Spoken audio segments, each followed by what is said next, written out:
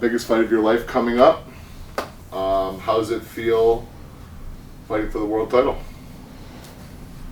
Another fight now. At this point, yeah, I'm not thinking about that right now. Right now, at first it was exciting. At first it was all, motivational, and I was, got this opportunity and lifelong dream, blah blah blah, all the corny stuff. But now I'm just ready to get in there and just knock this guy out.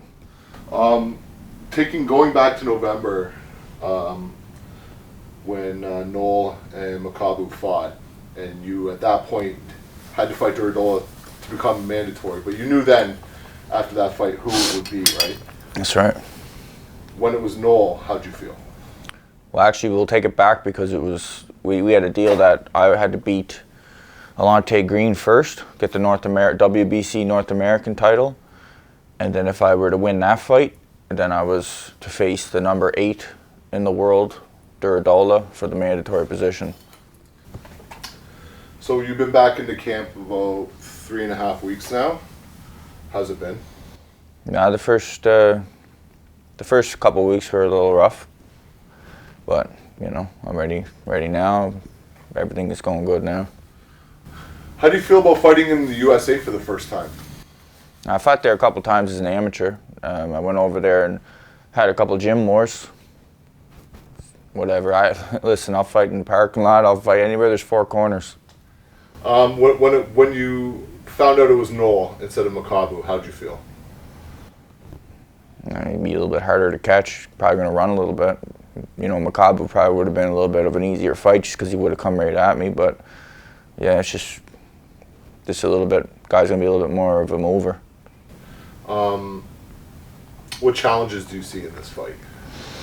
Just staying composed because I just don't like him. I shouldn't say I don't like him because I don't know him, but I don't like that type of person. I don't like a privileged person who gets to the top and he's always boasting about what he has and where he's at, and how like, I don't know, I just don't like him. I don't like his face, really. So I don't need to be motivated really to hurt this guy. I don't like the way he carries himself. Can you speak a little bit more about it, like why you have those feelings? It's just the way that I come up. I had to fight, I had to fight tooth and nail to get to where I'm at. Nothing was handed to me. Everything was tough. I'm not saying anything was handed to him. It's just he sat mandatory position for 2 years. And who did he beat to get mandatory? Look at the wars I had to go through to get there. Look at the fights I had to take. I had to fight Oscar Rivas. I had to get near brain damage to get to where I'm at, and my health suffered to get to where I'm at, and everything suffered around me to get to where I'm at. The people, my opponents, where are they now? Half of them are retired. What did he have to do to get here?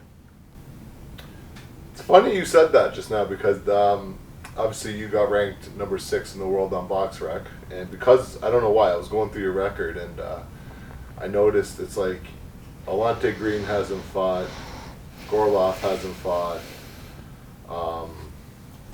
Aguilar hasn't fought. Go back to the Rivas beginning too. Fought. You've potentially retired a lot of fighters. Yeah. In your career, and that was like I went through the last maybe 6 or 7, and the only one that's been active and he only had 1 fight was Hatag. Yeah. So, how's that make you feel? Nothing. You don't feel anything? No, it's them or me. Better their mother cry than mine. What separates you and Noel as fighters? I'm a fighter. He's an athlete.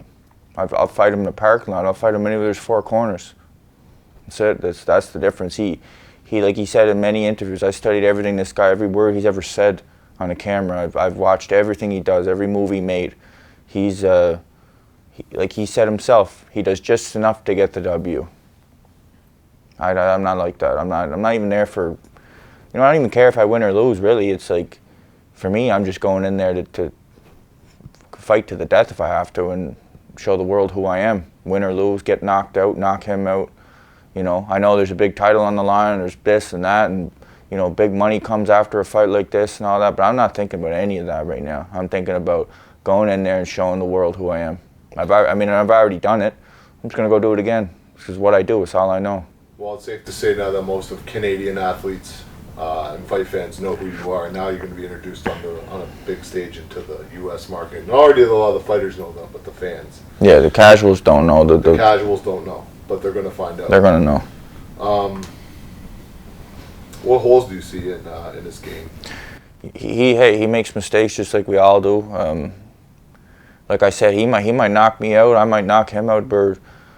We're both elite fighters. We're both proven to be elite fighters. But like I said, we're different types of fighters. He's more of an athlete.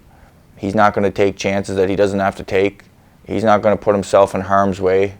He's not going to die to beat me. I know this. I know this for a fact. You're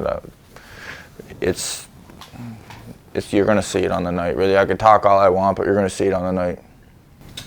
Going back to the first interview we ever did back in Steel Town when you fought Aboken, and I asked you, what's your career goals in boxing? Do you remember your answer? It's to fight, to be great, and one day fight for the world title. You're now living that. How does that make you feel? I think I also said that there is no plan B. Exactly. I forgot that. Still isn't. You also, there was no plan B going Yeah. on 6 years ago now. Yeah, but I said it 15 years ago. If people are watching this, I know Kate Bretner's back home and stuff will be watching this, and they remember everybody who went to school with me. And I quit. I literally left high school to fight. I left high school to box. I left jobs to box. I left everything to box. People thought I was crazy. They're like, "Oh, you need a plan B, Ryan. You need a plan B. You can't just. You're crazy if you think that that's what you're going to do for the rest of your life." And I said to everybody, I said, if I had a plan B, then I didn't believe in plan A in the first place. And you will be world champion. Matter, I'm going to die trying, like I said from the gate. Okay, so let's talk a little bit about Noel. What's it feel like to fight on Don King Promotions? And I mean, you're literally fighting on Don King Promotions, the #1 promoter in the history of boxing. How's that feel? You want me to tell you the truth? It's a funny story. You could say whatever you want. This is your interview, brother. It's my interview, but this is going to be a moment for one of my best friends back home. So when I was about 15, that was when I first started going out, and I got off the farm. I grew up on a farm, most people know, and you know, my grandfather had me in the woods from a very young age cutting wood. And I had a buddy in not high school, junior high. His name was Anthony Miraz, and he was my first like friend. And he was the first guy I actually went to town with, and we used to go out and go to bonfires, have a couple of drinks. He used to introduce me to all of his friends and stuff. And that's when I started getting into street fights. And so once I had a couple fights, my buddy Anthony realized, holy fuck, this guy can really crack. I was knocking out fully grown men in street fights. And so he started telling everybody in Sydney, my buddy can beat your buddy. I'm telling you right now, he's the toughest guy in the town, blah, blah, blah. So my dad, he used to come over to my house and we'd be all in the garage drinking and whatnot. And my dad gave him a nickname because Anthony would be on the phone. We'd be all just having fun. You know, my dad would be playing guitar, sing, whatever we were doing, watching fights. And Anthony would be on his phone. My dad would be like, what are you doing, Anthony? Oh, there's this guy on the North End, or there's this guy in Geist Bay who thinks he can beat Ryan. Let's go, drive us there. Ryan's going to fight him. And my dad gave him the nickname, Don King. He used to say, what do you think you are, Don King, organizing all these fights with my son? But sure enough, we would go and we would go and fight. And Anthony used to set up probably, I don't know, an unbelievable amount of street fights for me. So his nickname was Don King. So it's kind of funny that now here we are, 15, 16 years later, and now I'm fighting on Don King Promotions for the championship of the world. 92 years old, Don King still alive. Yeah. This most likely will be his last world title fight that he promotes. And now he'll be giving the torch to you, right? Yeah, we'll see. All right, let's talk about Noel himself and the fight. How do you see the fight going on the night? Yeah, you can't try to predict how these fights go.